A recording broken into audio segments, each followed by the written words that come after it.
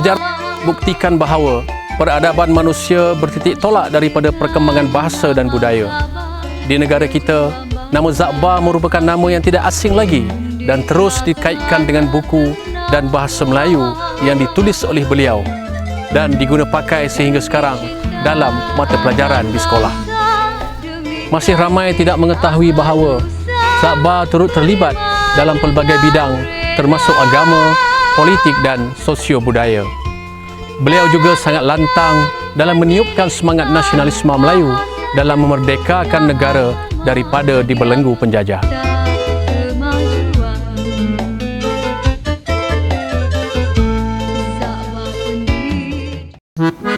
Seterusnya, Zainal Abidin bin Ahmad atau lebih dikenali sebagai Zakbar telah dilahirkan pada 16 September 1895 di Kampung Bukit Kerdas, Batu Kikir, Jempol, Negeri Sembilan.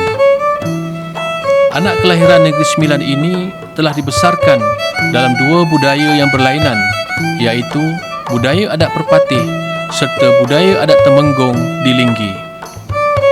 Pada zaman persekolahan, Zakbar tidak mendapat pendidikan formal sehinggalah beliau berusia 12 tahun.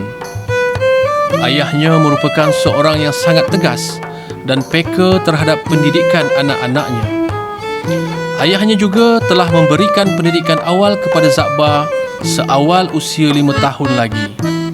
Aktiviti seperti membaca mukadam, Al-Quran dan hukum mengerjakan ibadat sembahyang dan puasa merupakan pendidikan utamanya. Ayah beliau merupakan seorang yang tegas dan mementingkan disiplin sehingga menyebabkan Zakbar patuh dalam proses pembelajarannya. Apabila mencapai umur 7 tahun, beliau telah khatam Al-Quran sebanyak 4 kali. Manakala pada usia 8 tahun pula, Zakbar telah dibawa oleh bapanya ke surau yang terletak di Kampung Bukit Kerdas bagi memperdengarkan ayat-ayat suci Al-Quran kepada jemaah yang hadir, sehingga mereka tertarik dan kagum dengan kebolehannya. Hal tersebut telah menjadikan beliau terkenal di serata daerah Jempol. Disebabkan bapa Zakbar tidak tahu membaca dan menulis Rumi, Muhammad bin Datuk Muda, iaitu saudara dua pupu ayahnya, telah menjadi guru dalam mengajar, menulis dan membaca Rumi kepada Zakbar pada setiap malam Jumaat. Pada 30 Jun 1970, beliau berpeluang mendaftarkan diri bersama 80 orang murid lain yang berusia antara 6 hingga 15 tahun di Sekolah Melayu Batu Kikir. Semua murid diletakkan dalam darjah 1, manakala Zakbar diletakkan dalam darjah 3 kerana beliau telah tahu membaca dan menulis Jawi dan serta dapat membuat kira-kira. Akan tetapi, persekolahannya di sini hanya 4 bulan kerana beliau telah dipindahkan oleh ayahnya ke Sekolah Melayu Linggi. Matlamat bapanya supaya Zakbar dapat belajar bahasa Arab dan agama. Bapanya berhasrat supaya Zakbar dapat diasuh dengan sempurna dalam Nahwu Arab untuk melanjutkan pelajarannya ke Mekah. Pada November 1909, Zakbar telah mewakili Sekolah Melayu Linggi untuk menduduki peperiksaan beradu. Peperiksaan ini bertujuan untuk memilih murid-murid yang layak untuk memasuki sekolah Inggeris seperti Malay College Kuala Kangsar dan Christian Brothers School ataupun St. Paul di Seremban. Akan tetapi, bapanya tidak bersetuju Zakbar memasuki sekolah Inggeris kerana beliau takut Zakbar terpengaruh dengan dakwah penjajah. Namun begitu, beliau bertekad untuk belajar di sekolah St. Paul Seremban dan seterusnya ke MCKK untuk mempelajari bahasa Inggeris. Zakbar memulakan kerjayanya pada tahun 1916 sebagai guru sementara di sekolah St. Paul Seremban dengan gaji permulaan hanya sebanyak RM25 sebulan dan mengakhiri kerjaya beliau pada tahun 1953 sebagai pensyarah kanan merangkap Ketua Jabatan Pengajian Melayu yang pertama di Universiti Malaya, Singapura. Zakbar berpendapat, faktor penyebab berlakunya kemunduran dalam kalangan orang Melayu adalah kerana kelemahan dalam pendidikan.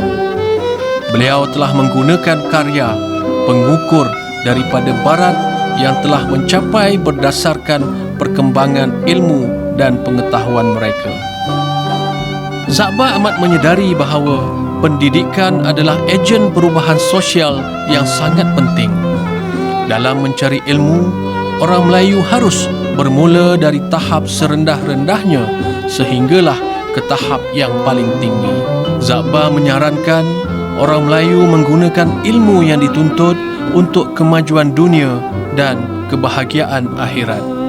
Keterlibatan Zakbar dalam memperkatakan isu ekonomi Melayu, beliau merupakan seorang yang serius dan peka dengan perkara tersebut.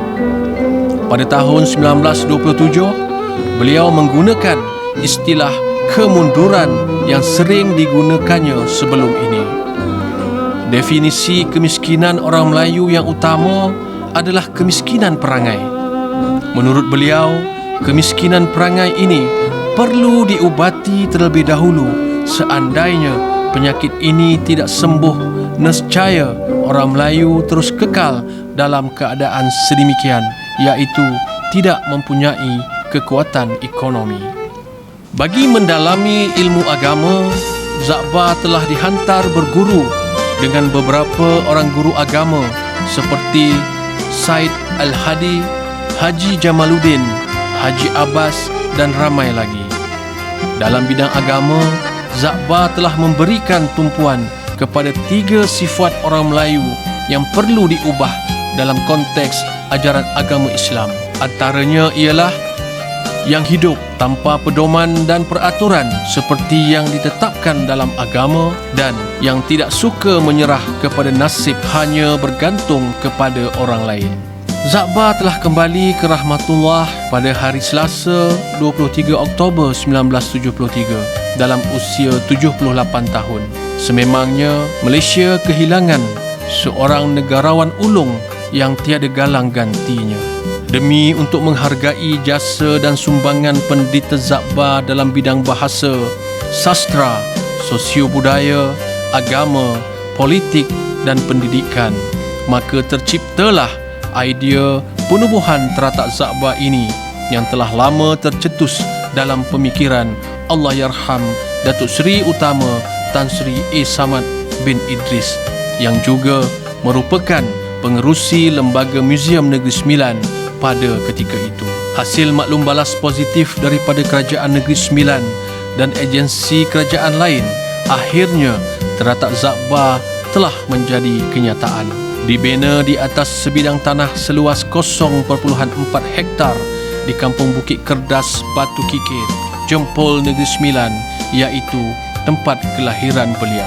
Bangunan ini diperbuat daripada kayu cengal atau penak dan reka bentuknya masih bercirikan rumah tradisional Negeri Sembilan.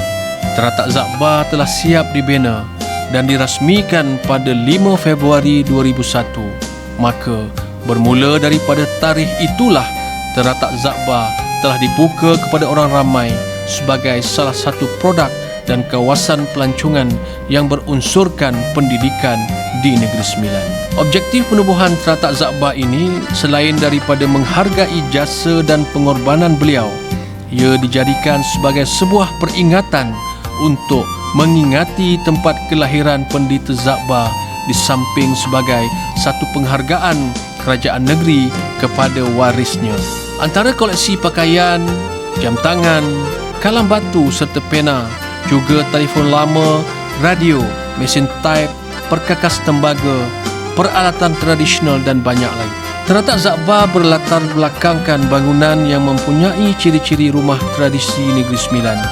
Di samping dapat menikmati suasana kampung di kawasan sekitar, terdapat juga tobek di belakang bangunan teratak Zakbar yang merupakan tempat Zakbar mencari ilham sewaktu di awal minat beliau dalam bidang penulisan.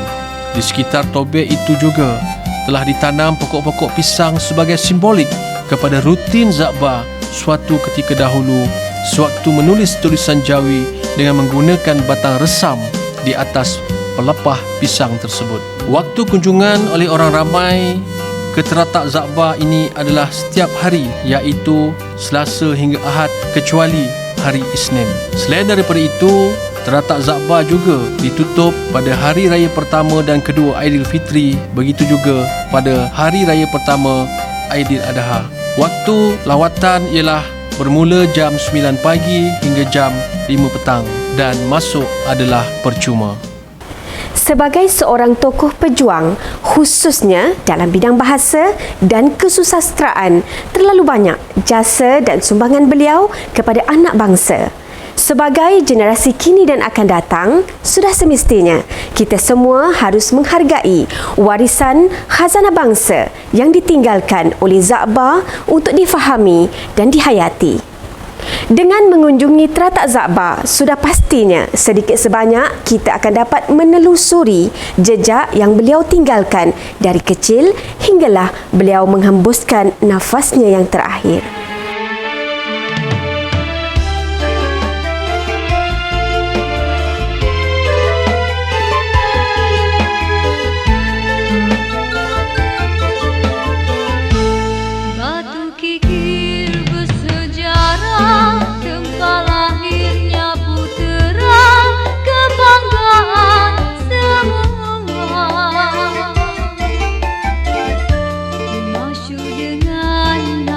Sabah